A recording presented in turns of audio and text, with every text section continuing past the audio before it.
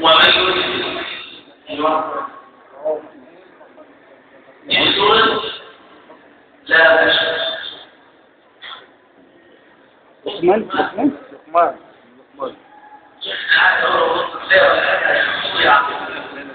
طيب وفي سورة البقرة بيان قل الآن قل الآن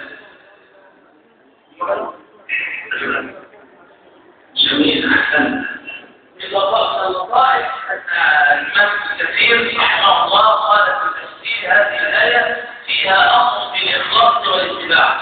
قال الله تعالى بلى من أسلم وجهه لله هذا عن الإخلاص وهو محسن أي وهو متبع لسنة النبي صلى الله عليه وسلم.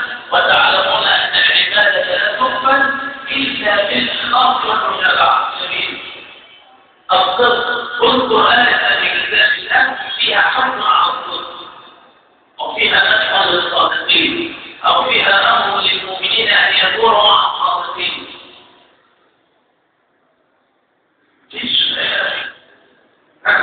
كل حبيبي وبشر الصادقين كان شيء لو الصابرين مش وبشر بشرهم برضه مسألة القرآن.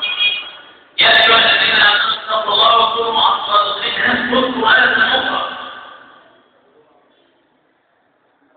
ولا شك والذي جاء الصدق وصدق يستشرف